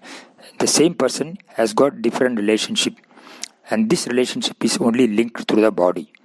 It is not through the Jiva, there is only one. When I relate myself to the devotee, the Lord, to Ishvara, I am always a devotee. My father also is devotee. Wife also is devotee. So it is devotee son, devotee father, devotee husband, etc. That means the devotee status does not change. So that devotee becomes a uniform across. Therefore, this devotee status is what? One is the fundamental relationship which I have to always think. So when I look at my father also, he is also a devotee father. When I look at my son, he is a devotee son. And I invoke the devotion. That is why they advise him also to worship the Lord. So when I invoke this devotee aspect, automatically I develop detachments from the worldly things. And then I get attached to the Lord, the higher level. So through Ishwar Anugraha, I then start realizing, gaining this Atma Jnanam. The Advaita Jnanam can be gained only through Dvaita Bhakti. Only the relationship between devotion and devotee and the God only requires, the Jnanam requires the Anugraha, the blessing of the Lord. Therefore, I invoke that blessing through this relationship. So I start worshipping the Lord, and as I worship the Lord, Chitta Shuddhi takes place, and then this Jnanam about the Atma Jnanam becomes more and more easier for me to gain. Through that, I cannot be unhappy at any point of time. I can be always a full person, one who is full, one who is Ananda, one who is happy at all times. And that is how the grief also goes away, and I understand the grief as a mithya. We will go into the other verses, 20 and 22 of Bhagavad Gita in the next session. Bhave bhave yata bhaktihi padayosta vajayade tata kurusya devesha natastam noita prabho nama sankirtanam yasya sarva bhava pranasanam pranamo dukkha samanaha tam namami harim param. Narayana akila guru bhagavan namaste. Ya devi stuyade nityam vibhudair veda paragaihi same vasadu jihvagre brahma rupa saraswati ya sardha dharana meda Vagdevi Vidivallabha Bhakta Jihvagra Sadhana Samadhi Gunadhaini Namami Narayana Patapangajam Karomi Narayana Pujanam Sada Vadami Narayana Namadharmalam Smarami Narayana Tattvabhyam. Yasya prasadat ahame Vishnuhu Mayeva sarvam parikalpitam cha Ittam vijanami sadatmarubam Tasyangri padnam pranadosi nityam Apara karuna sindhum Jnanatam shantarupinam Sri Chandrasekharendra Gurum Namami Mudanbham Dhyanam Mulam Gurur Murtihi Puja Mulam Gurur Padam Mantram Mulam Gurur Vakyam Moksham Mulam Guru Kripa. Invoking the grace of Vardha Devi Goddess Saraswati, Guru Arappan, Mahaperiva, and Guru Parambara, we are continuing our discussion on verse number 5 of Dasakam 23 of Narayaneeyam, where it was touched upon that Chitraketu was advised by Narada Angiras, saying that there is no need for lamentation because there is really no death of your son, by making the soul of the son alive and itself questioning that who is my father. Now, whereby the Chitraketu was relieved from that grief, and then they advised him to worship the Lord. Elaborating this concept, we said that similar situation also was there in Bhagavad Gita, where Lord Krishna advised Arjuna and relieved him from the sorrow. And we said we'll cover 3 verses. We covered last time chapter 2, verse number 11.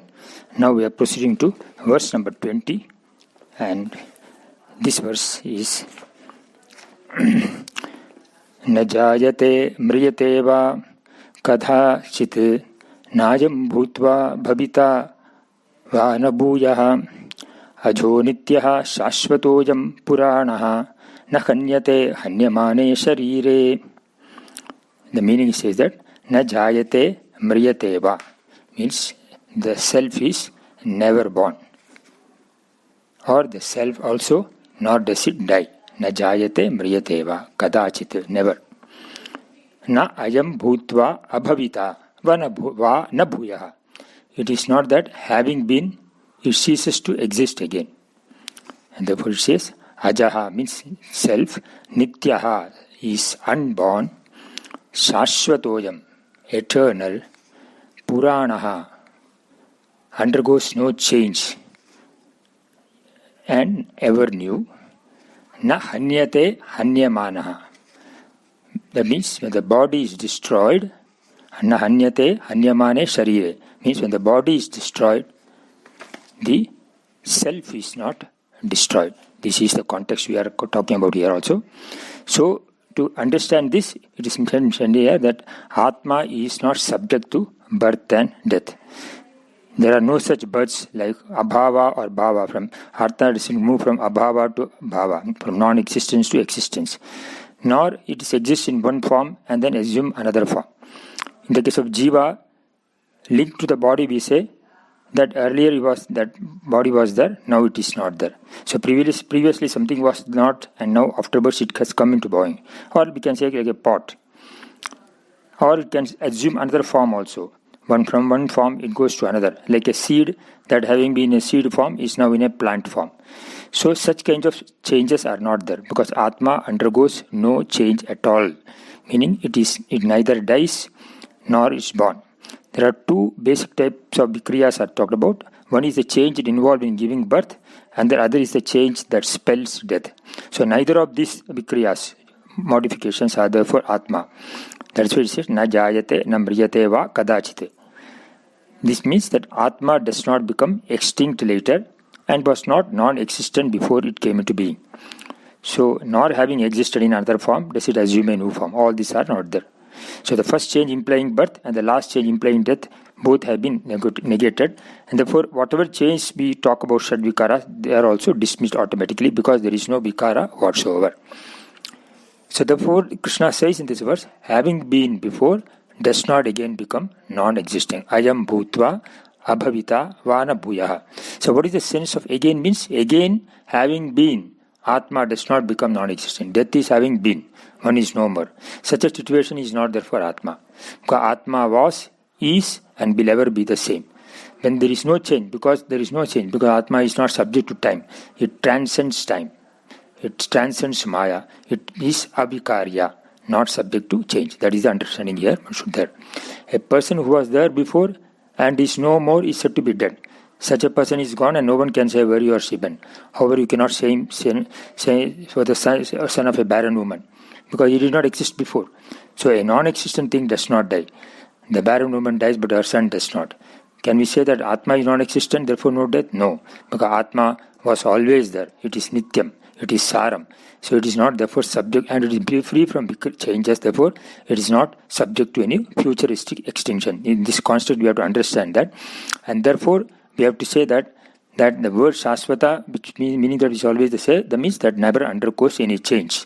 These to eliminate the possibility of Atma being taken for something as eternal, Nitya, and but continuously changing. So that aspect is eliminated by saying that Atma is eternal. It is Nitya. Therefore, there is no change. Now, the Atma does not grow old, because the changes that the physical body is subject to between birth and death are also not there, we saw. Therefore, another word describing the Atma in this verse, it's called Purana. Generally means ancient, but it is referred to here as that which is ever fresh. Pura eva nava iti Puranaha. That means even though Atma was fresh earlier, it still continues to be fresh. Always it is fresh. Atma is timeless and is the very content of the meaning of the word Nava. It was Nava means earlier, then, and it's also Nava means new, now also. It is always new, ever new. It does not grow old at all. There is no aging at all for Atma. That is being brought about in this word. It is always na Puranaha. Pura eva navaiti. It is to be seen that way. And therefore, the changing and the changeless, the physical body on the other hand, is subject to change. When the ahankara, the ego identifying with the body, performs an action, it is the physical body that performs the action, keeping the ahankara's intention. The legs move, etc., the hands move, etc. In that you can stretch it in order to reach something or do something. Thus the body undergoes all kinds of changes, modifications or contortions. So the body is at the disposal of the karta and undergoes a lot of change. It also becomes an object of action when someone pushes it. The body is therefore a vikriyavan dehaha, we can say. Not only does it undergo change, but it's also meant to do so. The body is born, jayate, asti, exists, grows, vardate, undergoes modification, viparinamate, apakshiyate, etc., these vikaras, but not therefore the Atma. Because due to lack of understanding only, this physical body and Atma are taken together. So when I consider this Atma as the body, then I subject myself to change which is born of ignorance. Therefore, then I become as good as a physical body, and the vivek also is there, is lost. So therefore the born and death, I understand as though I am born and dead, but actually the death and birth and death and modifications are there only for the body. This understanding is rooted only based on, is established only when this knowledge takes place. The Atma has got, does Atma grow, we say? Because Atma does not grow, because is not subject to change. Shankara, for example, concluded his commentary on this word by saying that with reference to Atma, the Krishna negated the sixfold modification that we see in this. So he says the meaning of these two verses taken from the Sruti therefore is that Atma is free from any kind of modifications, and therefore it can be made, we can say that Atma cannot be destroyed. Na hanyate hanyamanaha. When the body is destroyed, but the Atma cannot be destroyed because there is no growth at all. This is being stretched very clear.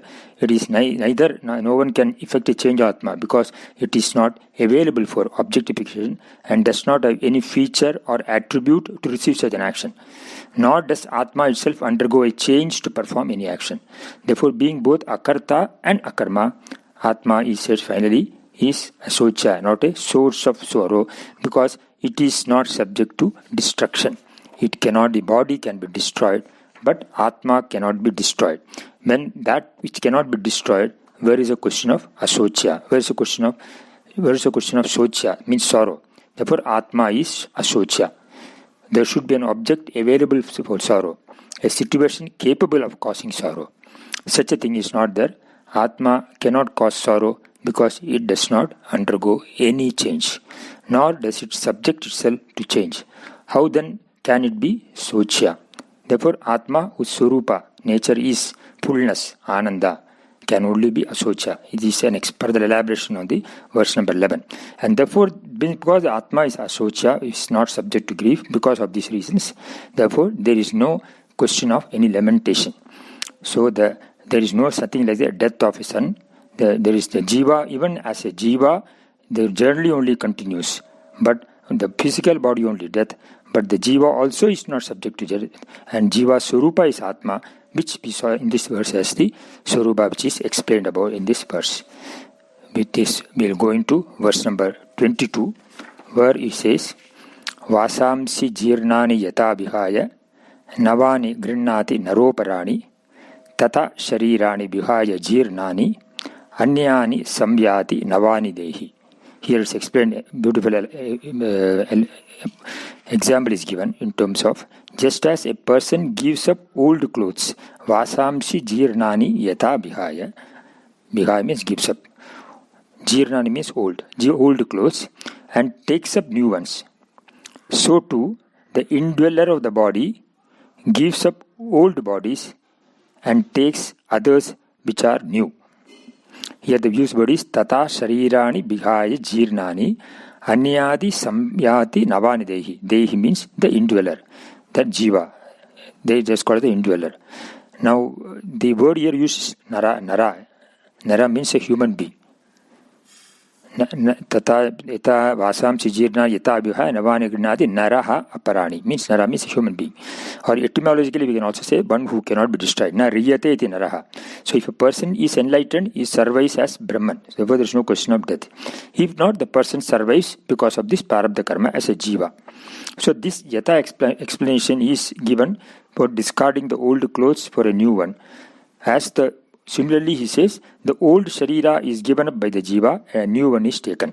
For example, for this body, this cloth is the outer garment, is the cloth, and this body is the content. Just as the jiva, dehi, gives up the old clothes, similarly, for the dehi, the jiva, who is the indweller in this body, he also gives up the old bodies. It is like giving the old clothes, and then death, that is called as the death. And then he assumes, takes up new ones, a new body, which is called the birth. So there is no essentially a question of the jiva having a death here. So death is only with reference to the body. These bodies are compared to like the garment. So the old sharira body is given up and a new one is taken. The word sharira itself means shiryamanatvam, that which is subject to disintegration. Bodies become useless also in time, because of the natural aging process, or the abuse also may be caused by someone's wrong action like murder, etc. But whatever may be the reason, because based on certain prarabdha karma, that body has got that particular body which is using as a garment has got a age factor. It is in time. But once that prarabdha karma exhausts and the body no longer becomes useful, the person gives up. It is the person gives up, the jiva gives up the body. It should be seen that way. Then only the message comes. We should not understand that it is God who is causing death, etc. God is not a tyrant. He allows the law of karma to work in the way it should work. This is purely the law of karma, the prarabdha karma, the jiva's karma that is being talked about. If you accept a soul that survives the body, then you definitely have to account for the varieties of situations that we face. Thus, prarabdha karma is the reason why a person or a dehi comes with a particular deha, which dies when the job is done. About what is it that new? With reference to taking on a new body, who is to decide? That depends upon the extent of the prarabdha karma. When the dehi himself abuses his body, he may even die earlier, because that is again part of the karma. When he takes care, like when you take care of the garment, the cloth you wear, if you keep it carefully, it can last long. If you abuse it or misuse it, the clothes also, the life is shortened. Similarly, some persons die young, the dehi dies young because he has abused the body. Yes, the karma is warranting that. Because of his karma, what is to live long goes earlier. So this kind of mod changes can do. So it's not necessary that it should be old. Even sometimes, in the case of car also, we sometimes buy new cars. Even after 1 year we sell them and then we buy another car. Because it depends purely on about the perception of the person who owns the car. Here also the jiva also, depending based on the prarabdha karma and out to the extent which he abuses or misuses his body, the the birth or death of the body take place. The Deha, but what is to be understood is that the Deha is the one that is always subject to death and is always dying. It is not that one day it dies, rather it keeps on dying all the time. You cannot stop it. The case of Dehi, you cannot destroy it. Both facts must be seen clearly. This being so, again, Lord Krishna says, there is no cause for grief. Asocyan anvasochatvam. This theme continues extra. There is no cause for grief is the vision of the Shastra, and this has upon the entire developed between Krishna and Arjuna. Bhave bhave yatha bhaktihi padayostava jayade tata kurushva devesha natastam no yata prabhu. Nama sankirtanam yasya sarvabhava pranasanam pranama dukkha samanha tam namami harim param. Narayana akila guru bhagavan namaste. Hari Om. Ya Devi stuyade nityam vibhudhair vedaparagaihi same vasatu jihvagre brahmarupa saraswati ya shraddha dharana medha vagdevi vidhivallabha bhakta jihvagra sadhana shamadhi gunadayini namami narayana padapangajam karomi narayana pujanam sada vadami narayana nama nirmalam smarami narayana tattvam Yasya prasadat ahameva vishnu mayeva sarvam parikalpitam cha ittam vijanami sadatmarumam tasyagrivatmam pranatosmi nitya apara karuna sindhum jnanatam shantarupinam Sri Chandrasekharendra gurum pranamami mutanvaham dhyanamoolam gurur murtihi pujamoolam gurupatam mantramoolam gurur vakyam mokshamoolam guru kripa. Invoking the grace of Vagdevi Goddess Saraswati, Guru Vairappan, Mahapiriva and Guru Parampara, we are now entering into verse number 6 of Dasakam 23. Prior to that, as a side note, in continuation of our discussion of the last talks on the Laksha, I would like to add one more thing. Normally, we say lifespan of Jiva of an individual in measuring in terms of the number of years. But as per the Yoga Shastra, and of course mentioned in Shastras also, other Shastras also, that the lifespan is in not terms of really years, it is in terms of the number of breaths. Years are the secondary derivation. In terms of the number of breaths, it's called the Pranavayu.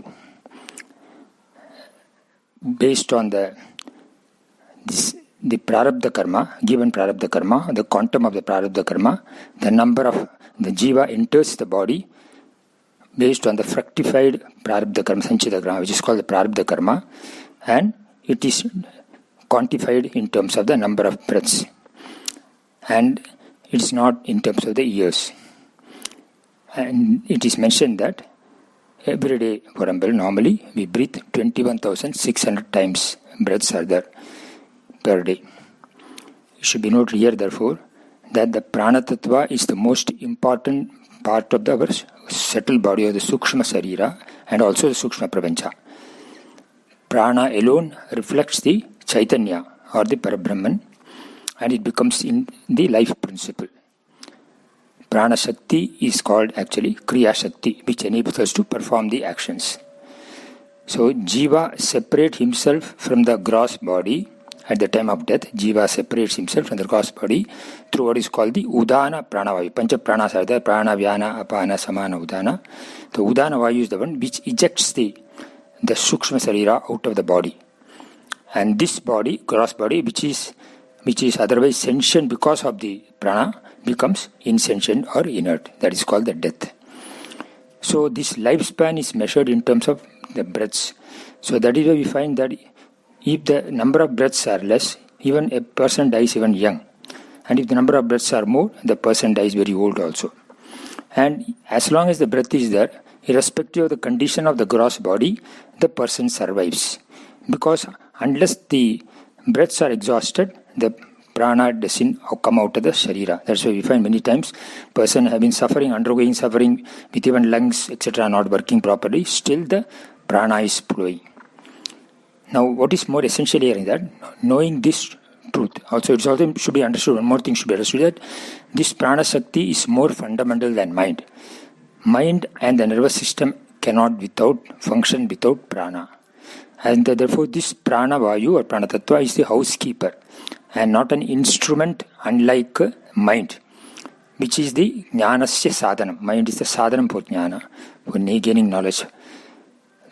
And it is almost like a housewife.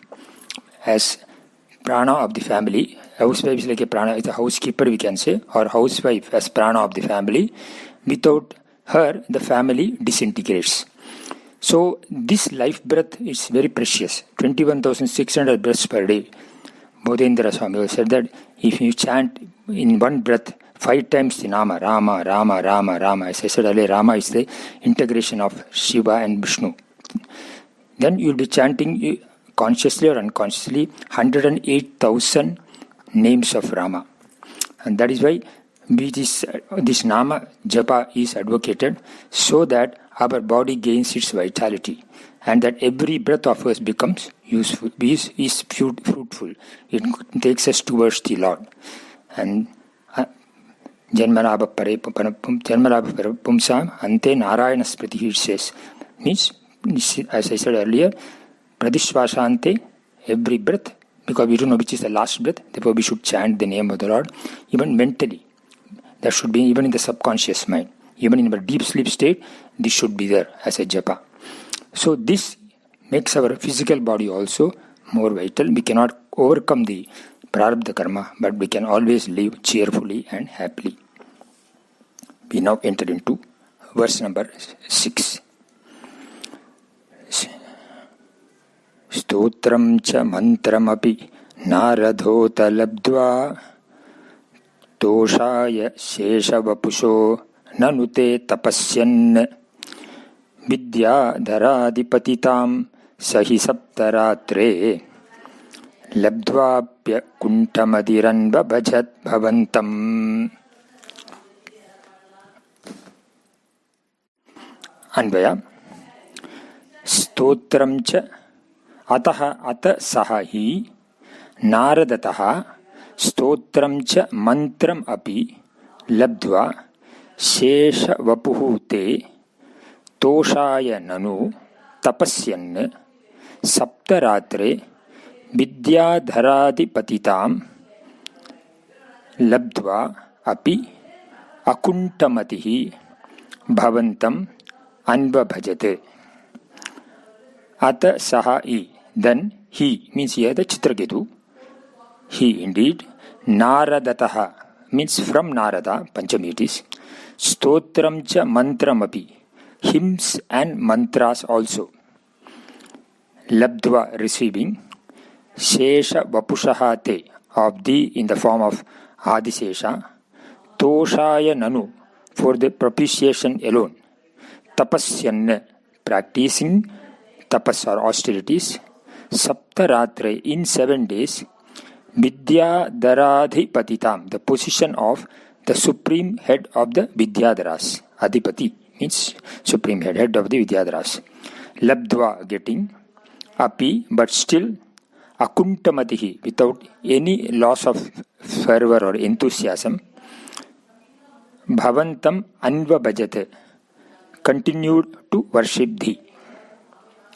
So here it is talked about that the Chitraketu received the hymns and mantras from Narada. This verse is covered in Bhagavatam 6th Skanda, and we are on Adhyaya 16, and 18 to 25 verses are covered in this verse number 6. The hymns and mantras, particularly the mantras, we would like to deal with it, is covered in verse number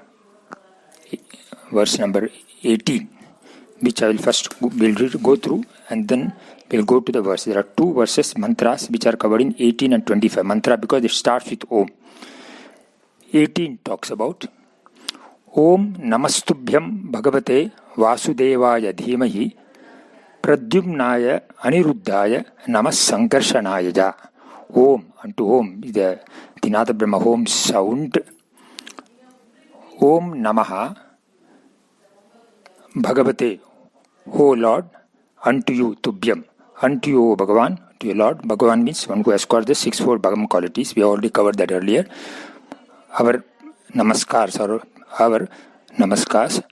Then who is he? The Bhagavate is Vasudevaya Dhimahi. Vasudevasya putraha iti Vasudevaha. So you, who is the Vasudeva, the son of the Vasudeva, our obeisance, you are the Pranava Swarupa, and Dhimahi it is said, therefore Bahuvajana is used here, but it is, so Chitrakojan also this mantra can be applied, therefore the Bahuvajana is used here, as in Gayatri we find, Dhimahi, we meditate upon you. And our prostrations too, also, Pradyumna, Aniruddha and Sankarshana. It should be understood that all these three are amsas of Narayana only, and they are representing the Sankarshana represents the Sankarshana. Srishti is represented by Pradyumna, the creation aspect. Basically, Veera and Aishwarya, valor and overlordship. Aniruddha represents the Sthiti, means maintenance aspect, which is Jnanam and Balam, knowledge and skill. And Aniruddha is the Sambhara or the Laya aspect, dissolution and Laya, absorption, which is in the form of Tejas and Shakti. His powers are Tejas, the luster, and the power, Shakti. Therefore, all these are the threefold aspects of creation, sustenance and dissolution are covered in this word. Pradyumna, Aniruddha and Sankarshana, they are the aspects of Bhagavan only. Therefore it says, Vasudevaya Namaha Dhimahi, you are in the form of Pradyumna, Aniruddha and Sankarshana, and therefore our prostration to you. That's how this verse covers. Then we move to the verse number 25, which says, Om Namo Bhagavate Mahapurushaya Mahanubhavaya Mahavibhuti Pataye Sagala Satvada Parivridha Nikara Karakamala Kudmala Upalalita Charanara Binda Yugala Parama Parameshtine Namaha Te. I have split up because a Samasabada is there. I have split up for understanding. This says, Om, our obeisance to you, who are the Mahapurusha, the absolute reality, Anubhavaya, the most perfect realized Bhagavan, the soul, Mahavibhuti Pataye, means all the glories of the creation, including the various Siddhic powers. Siddhic powers are talked about in the Uddhava Gita, in the Ekadash Skanda, Bhagavan talks about 23 Siddhis. So all these are your glories. And Sagala Satvada Paribridha, which means what? Of all the exalted devotees, Nikara, multitude, Kara Kamala means of the lotus, Kara means lotus hand, Kara Kamala, Kudmala, by the lotus bud, Upaladida, served or adored, Charanara Binda Yugala, whose two lotus feet, Yugala means two, Charanara Binda Yugala, Aravinda means lotus. So Charana, Aravinda means Charana Aravinda Yugala, with the two lotus feet. Parama Parameshtanaha, supreme or absolute reality or the supreme person, means the one who merciful and accepts the devotees unconditionally is what about. So Lord's Charana is covered to compared to lotus, and the devotees are by their kara, by their hands and by their mind, they meditate, worship you. Overall, they are all the exalted devotees. Multitude of them, they worship you on your hands, and they are with the lotus bud, means that is the tapas aspect is talked about. Tapas aspect, which is the served or adored by the lotus bud or upaladi, the served adored unto your charanaravinda, your lotus feet. We offer the obeisance, etc. Who is that? The reality, the Lord is nothing but the Parama Parameshna, means the supreme or the absolute reality. So in the absolute lesson, he is also the most merciful, and he accepts the devotees unconditionally. And the Omkara started about in the both. This Omkara is the Nada Brahman and symbolizes or represents the creation, maintenance and samhara, and also the three avasthas like the waking, dream and deep state, Jagra, Swapna, Sushupti, the Shri Sariras like Karana, Sukshma, Stula, gross, causal, gross, and gross is subtle and gross. Then also the Brahma, Vishnu and Shiva. We already saw that in the form of Pradyumna, Niruddha and Sankarshana. The three gunas also, Sattva, Rajas, Tamas. And also the Surupa or the nature of the Brahman, which is nothing but Sat, the existence, Chit, which is the consciousness or awareness, and Ananda, which is Ananta. So limitless Ananta, Ananda, absolute happiness, or limitless Sat, Satyam, limitless Chit. It could be seen, limitlessness could be seen. That's how it is presented here. And these two, receiving these hymns and mantras, when they started worshipping, and his objective was to worship only the Lord, gain the Ishvara Darshana and Mukti. That was the only objective. He continued his worship, and the result we will see in the next session. Bhave bhave yatha bhaktihi padayostava jayade tata kurushva devesha natastvam no yata prabhu nama sankirtanam yasya sarva papa pranasanam pranamo dukkha samanaha tam namami harim param. Narayana Akila Guru Bhagavan Namaste. Hari Om.